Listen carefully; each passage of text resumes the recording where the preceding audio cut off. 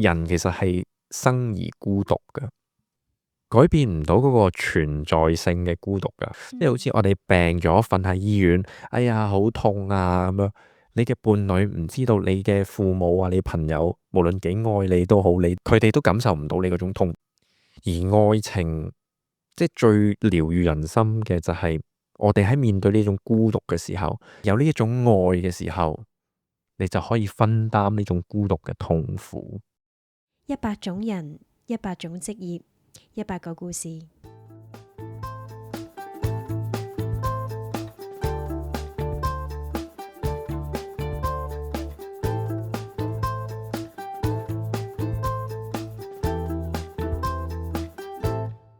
Hello， 大家好，歡迎收聽100種人100種職業，我係主持人 Candy 啊。愛情系列第5集，我就揾咗確幸研究所嘅幸 Sir 同我談戀愛。我哋成日都講原生家庭問題、代際創傷影響住我哋嘅行為思維模式，更加影響住我哋嘅愛情路。兩個嚟自高創傷程度嘅人，原來會互相吸引。我哋都不自覺咁將關係當成填補內心空缺嘅工具。喺呢度賣返個小廣告先，為支持100種人繼續營運落去，而家開放廣告時段，以超底價幫你製作1分鐘嘅 podcast 廣告。Instagram DM 我詳細傾下。好歡迎我今日嘅嘉賓，嚟自確幸研究所嘅心理諮詢師幸 Sir。Hello， 幸 Sir 你好。大家好。話說咧，我同幸 Sir 嘅認識咧，就係網上認識嘅，係啦。同埋咧，平時可能唔知係咪你睇嗰啲嘢同我睇嗰啲嘢咧好似啊。同埋你經常會答嗰啲 post 咧，同我答嗰啲都係好似，所以我哋成日都會喺別人嘅 post 嗰度，我哋之間都可能會有啲交談咁樣嘅。好啦，咁嗱，其實幸 Sir 咧，我首先想好奇一下咧，點解你會搞呢個叫做確幸研究所呢一樣嘢呢？因為話說我知道你本身咧就唔係做呢樣嘢嘅。咁呢個都係要講翻一啲即係幾慘痛嘅經歷㗎，係啊！即係雖然而家係已經同嗰陣時嘅自己和好咗啦，即係我講多少少我自己之前發生咩事啦。其實就係2年前，其實本身我係一個會計師、金融分析師嚟嘅，而亦都有自己嘅公司，有2間係啦。咁好似人生好似好美好嘅時候呢，嗰陣時嘅公司 partner 同埋我嗰陣時嘅前度女朋友，咁就即係背叛咗我啦。中間的確經歷好多嘢嘅。其實我上個星期就同我嘅 supervisor， 即係心理諮詢嘅 supervisor 傾過我嘅事啦。佢都知我嘅情況嘅，就係2年前經歷過啲好差嘅嘢，好痛苦嘅嘢。咁佢點講呢？佢就係話2年前你應該覺得呢一件事係世界末日嚟嘅，係啊，係個世界就係毀滅啦，冇任何 solution 啦，完啦。但2年後嘅今日，你應該覺得呢個係 blessing 嚟嘅。佢咁樣講，跟住我忍唔住笑，即係幸福出嚟嗰種笑。即係我呢一刻去望翻當時發生嘅嘢，我係覺得好好彩有件咁嘅事發生。咁喺我人財兩失嘅時候，即係我喺度諗，有啲時候唔開心嘅嘢，天災如果係一啲我哋自然環境，我哋冇辦法控制嘅嘢，我哋冇辦法控制啦，冇辦法避免啦。但係咪有啲嘢係可以人為避免嘅咧？即係有啲人選擇去傷害其他人啊，但係有冇人去選擇去製造呢一啲幸福嘅咧？即係如果幸福係可以製造嘅話，咁不如等我去做啦呢樣嘢。所以確幸研究所個名就係咁樣嚟，即係我係想透過我做嘅嘢去令大家去感受到生活中嘅美好，生活嘅小確幸。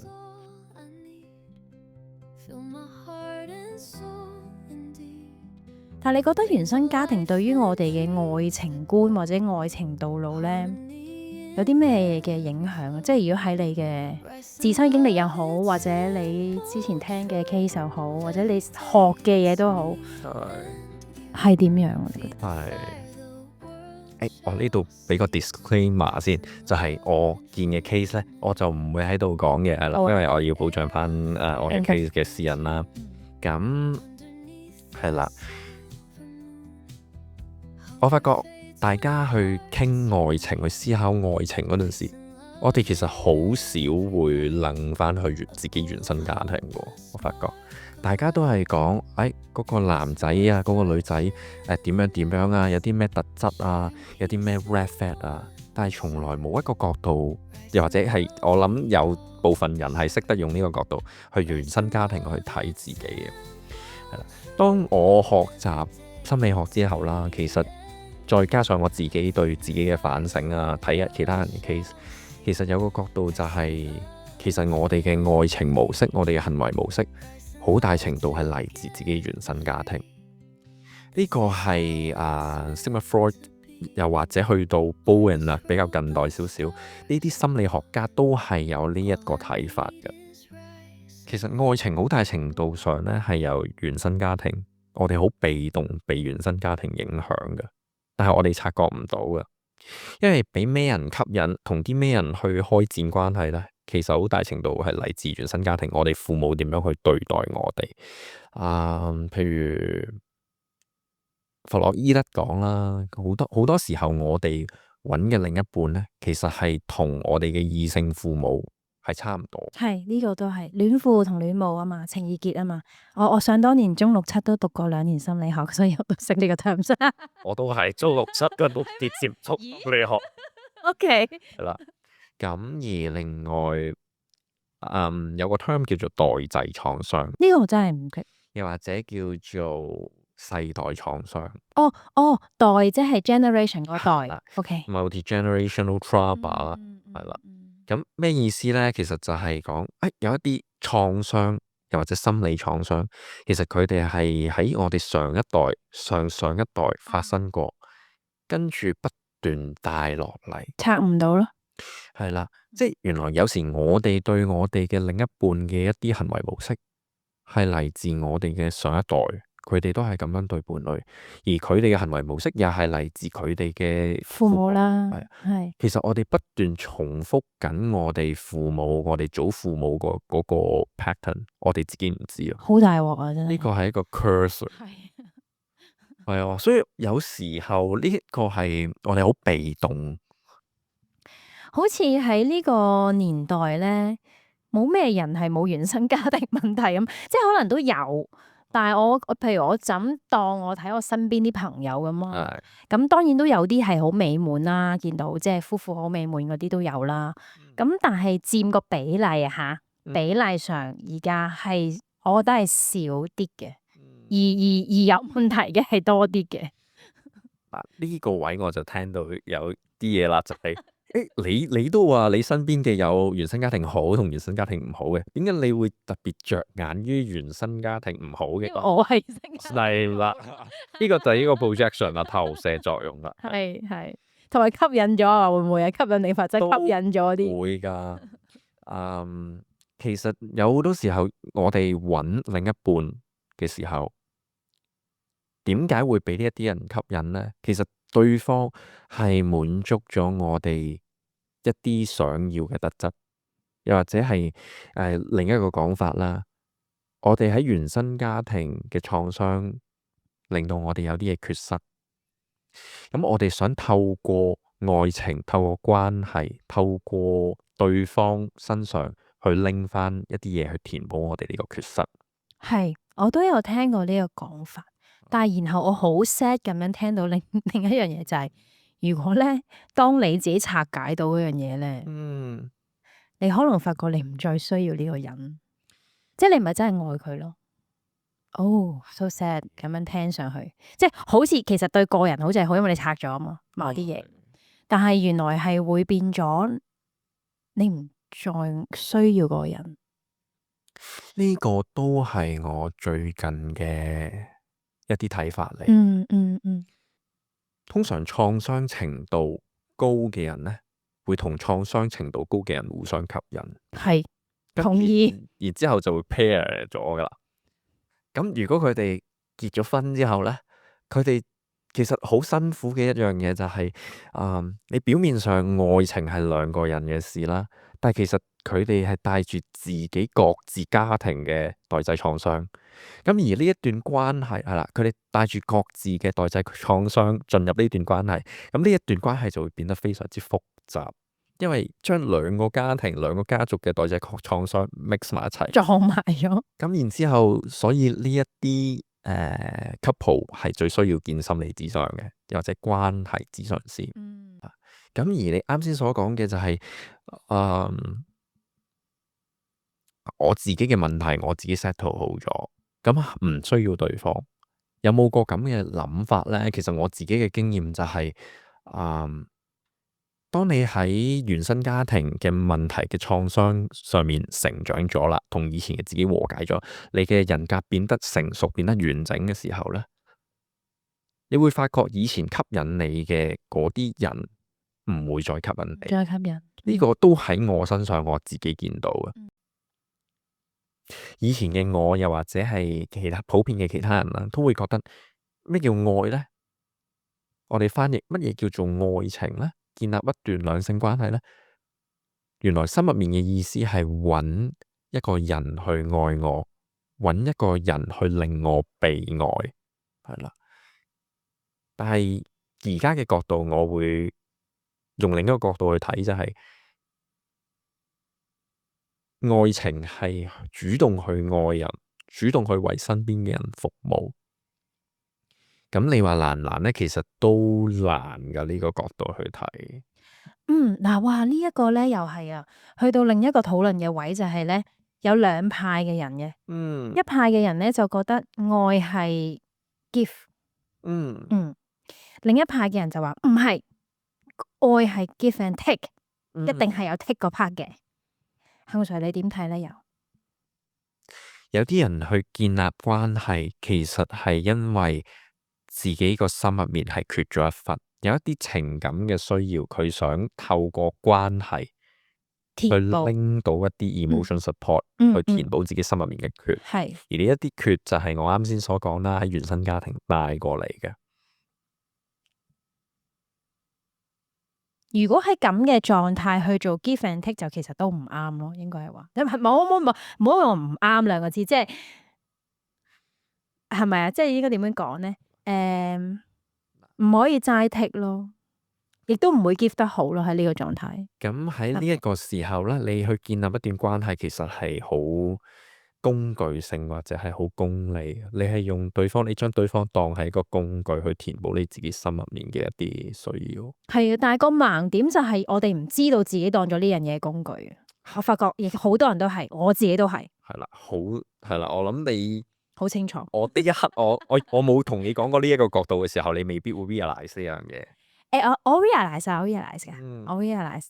不過我都係最近先 realize 啫。係啦，我都係最近。好叻㗎啦，因為好多人都，我諗你問10個咧，10個都係會將建立一段關係，點樣可以得到一段關係，諗成點樣去被愛，點樣先至可以被愛，係啦，搵一個人去填補自己心入面嘅需要，係啦。咁其實喺呢個狀態入面咧，其實我個心都係缺喎。係啦。咁但係有時對方未必可以填補到心入面個缺。係，如果咁啱搵到一個人係無條件去 take care 你嘅感受，咁就真係好好運啦。但係呢樣嘢我哋唔 promise 一定搵到噶嘛。咁而另一個角度去睇嘅就係乜嘢叫愛咧？未必係被愛，而可以係愛人，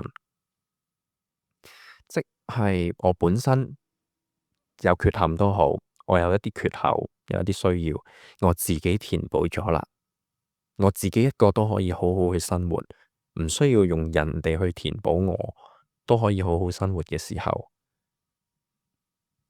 我就可以去主動去愛身邊嘅人。而呢個時候，我主動去愛身邊嘅人嘅時候，唔係話我愛你，我為你付出咗，然之後你要回報翻啲乜嘢俾我，咁樣係一場交易嚟嘅。OK，而係嗰種無條件，OK，我去主動關心身邊嘅人，無論你係我嘅女朋友啊，你係我男朋友啊，定還是你係我同事，即係你抱住一個愛人嘅態度去處世去做人嘅時候，自自然然你身邊嘅人就會去愛你嘅，係啊，所以呢樣嘢係好自然發生。你講得好啱，我啱啱個腦就係諗到好自然嗰三個字，你就講咗出嚟啦。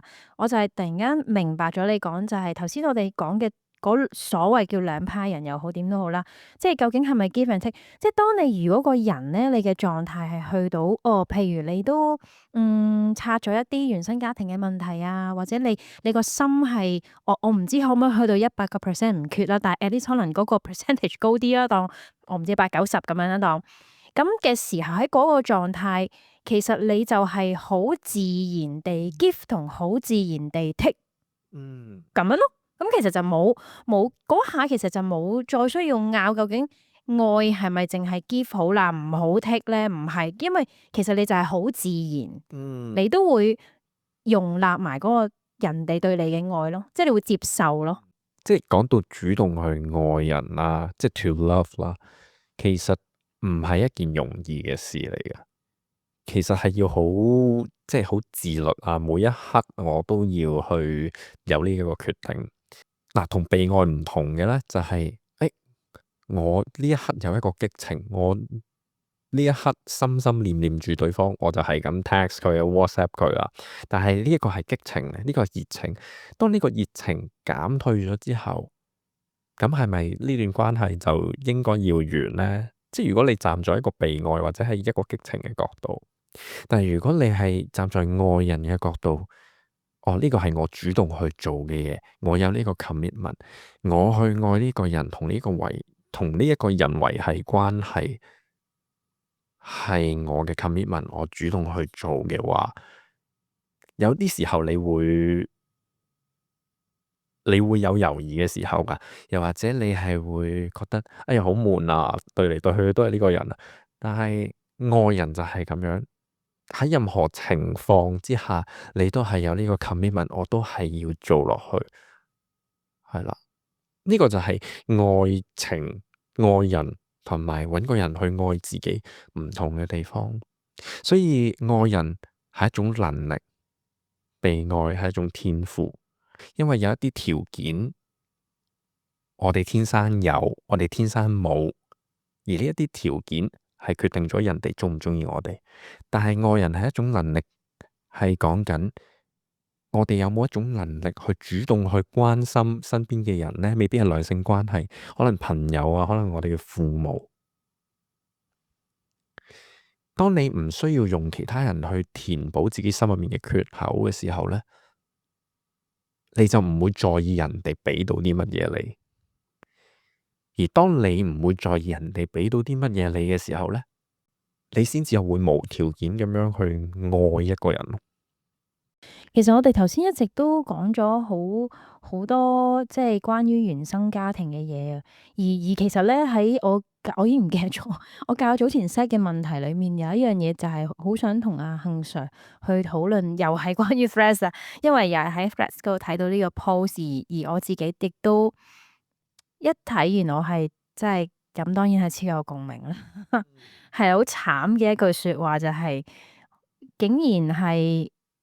即係不要和原生家庭不好的人談戀愛，然後就聽完呢句說話就發覺，Oh no，原來我哋呢啲咁樣嘅人係不配擁有愛情。咁我諗到呢一下唔使再解釋，即係原生家庭同我哋行為模式啊、愛情觀各樣嘢嘅因個關係，因為頭先已經講咗好多。但係如果譬如而家我想總結一下，如果杏 Sir 你要去答翻，我唔知當日你有冇睇到呢個 post？有冇啊？冇係嘛？有睇過類似嘅嘢。咁，如果呢一刻，如果係個咪前面，你去答翻佢，你當你而家留言答翻佢，你會同佢講啲咩？因為我相信好多人，包括我自己，都係咁，即係其實同出 post 嗰個樓主一樣嘅情況同想法咯。你會同我或者我哋啦講啲乜嘢？我會同一個原生家庭唔係咁好嘅人講，其實每個人都係值得被愛，唔係因為佢嘅家庭好唔好，唔係因為佢富有定還是係擁有啲乜嘢條件，最重要嘅係因為你係你，你本身就係有價值。好啦，我喊咗啦。每個人本身天生就係有一種價值喺度，係啊。咁所以咧，原生家庭，但係你唔使驚，我啲聽眾慣晒我係咁樣嘅，又喺度一路喊一路講嘢訪問咁樣。所以我哋原生家庭有問題，或者可以咁講話，或者比較即係影響大啲啦嘅人咧，係心裏面就係一直都係有種感覺，就係咯，我哋冇價值，即係或者我哋自己睇自己冇價值，或者唔夠價值咯。會覺得永遠都覺得係啦，呢個都幾常見嘅，就係冇價值感啊！即係好多人都係怕自己冇價值，所以好努力去做好多嘢去追求，去話俾人聽我有價值，我揾好多錢㗎，所以我係有價值。我好大隻，我做 gym 做到好大隻，所以我好有價值。所以你應該去愛我，所以我應該去有人去愛我。OK。但係無論幾多個人去追逐你都好，都及唔上你自己愛自己咯。我突然間咧好羨慕嗰啲可以躺平嘅人啊，因為佢哋肯定係冇呢個缺失先至可以躺平嘅，夠膽躺平，係咪啊？躺平即係好似頭先咁講，我哋呢啲有缺失者就不斷會追求自己價值噶嘛，即係不斷會做某一啲嘢啦。每人唔同啦吓，有啲人賺錢，有啲人就譬如 keep 自己身材，或者有啲人好多啦吓，唔同咁樣。即係既然如果可以躺平嘅話，即係證明佢應該都好，係咪咧？我唔知啊。躺平有另一個 topic 嗱，嗰個叫做我哋可以話叫習得性無助。我冇辦法，習得性無助，learn helplessness 係啦，係咁就係一個心理學家用嚟解釋抑鬱症嘅一個 theory 嚟嘅，就係我無論點樣做，我都避免唔到呢種好困難噶啦，明，即係我有少少係呢一個方向啦。Anyway，好似有啲離題，會唔會？唔緊要，但我哋唔 drill 落咪得咯。OK，咦咁所以係啊，即係，唉，即係唔好講人哋啦，即係所以都係明明呢集係講愛情，但係總之你 back to 翻去最根本嘅嘢同 basic 嘅嘢，就係都係你要解決翻你原生家庭嘅問題，同埋即係自己去面對翻同處理翻咯，係啊。而如果可以解決到。即係自己所謂好多人用兩個字和解，係咪？如果你可以和解到嘅話，我相信嗰個解決嘅嘢唔單止係愛情咁簡單添啊，你應該會解決咗好多嘢添。即係譬如我自己啊，我而家咁諗啊，可能我除咗解決一啲愛情上、感情上嘅問題之外啦，我好肯定我就會解決埋咧，我成日都覺得自己肥嘅問題。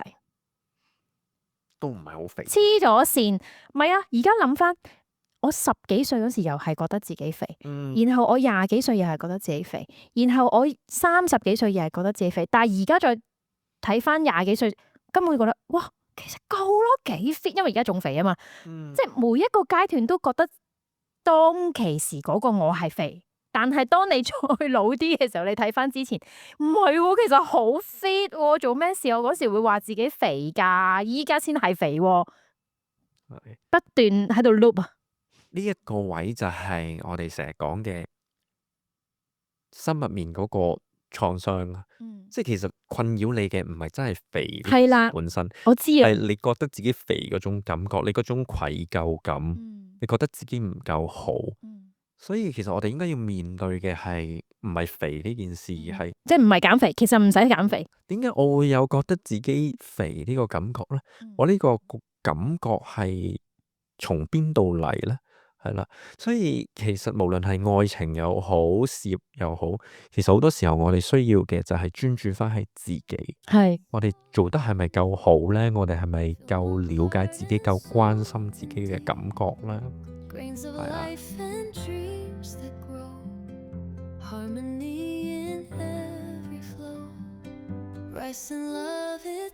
咁其實作為呢個心理諮商師咧，咁你應該係成日都會好似啱啱咁啦，幫我啦，去梳理我一啲其實幾混亂嘅想法啊，或者總之，其實我哋心裏面有好多其實好混亂嘅時候嘅，真係未必下下可以好容易自己去抽翻啲嘢出嚟，好清晰咁樣去睇到，或者可能因為夾雜咗啲嘢太複雜，我唔能夠好容易抽身到出嚟，好似一個第三者咁去睇嘅。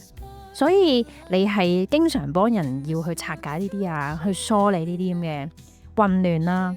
咁你覺得即係譬如，因為你又唔可以即係透露你啲 client 嘅案例啦。咁但係譬如以你嘅觀察，無論係可能係你啲朋友身上又好啦，點都好啦。咁其實你覺得大部分人咧喺愛情裏邊咧，佢哋自己通常最忽略嘅就係咩咧？即係有冇啲咩盲點咧？你係覺得？即係喺我嘅諮商工作入面啦。又或者係我朋友啊，即係就咁觀察呢個世界都好，發覺其實大家都有感情問題嘅時候，神奇嘅就神奇在嗱，每個人都係獨一無二噶嘛，咁佢哋嘅感情問題應該都係獨一無二噶嘛。但係神奇就神奇在大部分嘅感情問題都係嗰啲，即係都係嗰啲 pattern。係啦。呢個就係我作為即係心理諮詢師之後，係啦，我覺得都幾神奇。即係原來書讀嘅嘢唔係書上面，書讀嘅嘢唔係淨係書上面先啱。原來用喺現實，個個都係咁喎。係啦，咁而你話有冇啲咩係 miss 咗咧？啱先可能有講過，就係點解會想建立一段關係？點解會想拍拖？咁樣問嘅時候，好多人唔知道，原來心入面嗰個答案係：我想揾一個人去愛我，我想被愛，將自己嘅需要放咗喺對方身上。而呢一種要求越嚟越大嘅時候，其實對方未必承受得到。即係你會成日聽到 Threads 啊或者 IG 講嘅就係話，你要揾一個情緒穩定嘅另一半啊。咁其實呢一個說話背後係代表住啲咩需要？你要揾個情緒穩定嘅另一半，即係譬如我講，我要揾一個情緒穩定嘅另一半，即係嗰個人講自己 post 話我要，咁代表住我情緒唔穩定，係咯。係啦，即係其實自己好容易就應該可以反思到自己係咩狀態喎，即係觀察到啊。理論上，如果用你呢一套，其實係㗎。我想要乜就其實根本你就係嗰樣嘢。所以回應翻你呢個問題，有啲咩缺少咗呢？另一個 point 就係缺少咗望翻自己嗰個能力，又或者角度係嗱，我自己嗰套諮商嘅 approach 就係好中意望翻自己，因為外界嘅嘢我哋決定唔到，我哋唯一可以改變嘅係自己，係啦。咁但係有冇花時間去望多少少自己呢？我哋夠唔夠了解自己呢？係啦，即係有啲人會好表面一個樣，但係其實心入面係另一個樣。正如我哋啱先都係啦，我哋傾偈嗰陣時，道理係明噶，表面講道理明啊，但係心入面其實係唔接受呢啲道理嘅。有時候原來係咯，呢個世界上最遠嘅距離係你個腦到你個心，係啦，即係有時有啲嘢我哋個腦係明噶，但係我哋個心就係唔接受。呢度我哋見到嘅就係我哋嘅思考同埋我哋嘅心係有一個距離喺度，好大距離添啊！好多人都係，所以其實我哋係應該要拉近呢個距離，係咪呢？喺我嗰套諮商嘅 approach 啦，其實好多時候人嘅問題點解會唔開心啊？有情緒問題啊，其實就係唔肯接受自己，或者同自己一個好遠嘅距離。所以我做嗰套諮詢方法就係面對翻自己，去拉近啲同自己嘅距離，係啦。而喺建立愛情上面，如果你連自己都唔了解嘅時候，對方又點樣去可以了解到你啦？係啊。嗱，換個 in other words，當你行為模式同心入面諗嘅嘢表裏不一嘅時候，其實你會釋放咗好多矛盾啊，或者好含糊嘅信息俾對方知。咁對方其實好難去因應你嘅行為去同你相處，係咯。係啊，係啊，呢個又令到我咧去成日諗咧，點解我哋嘅教育咧係冇教呢啲嘢嘅？但係咁重要嘅嘢，我覺得直頭係重要過你點樣去揾錢啊，係嘛？即係你搞掂咗你呢啲，我又唔覺得你唔會揾到錢，即係唔係話一定發達啦嚇。但係 at least 你個人如果呢個狀態健康的話，我唔相信你係唔得到你認為嘅滿足咯，應該係咁講，係咪啊？點解我哋會冇教嘅咧？不過我哋而家唔討論呢個問題，但係即係太緊要啦。其實呢個真係其實每一個人都應該要學習。而無奈地就係可能就係即係資本主義嘅問題係嘛，即係啦，大家都喺呢個環境下就係花咗好多嘅時間啦，同埋心思喺點樣生存啦，同埋生活啦，喺香港生活啦，係啊，點樣可以擔起頭家啊呢啲咁嘅嘢之上。然後已經好大壓力啦，所以剩翻嗰啲時間咧，好多時就要去娛樂同埋享受啦。所以再剩翻真係去思考自己啊，去睇翻自己個心啊嘅時間就所剩無幾咯。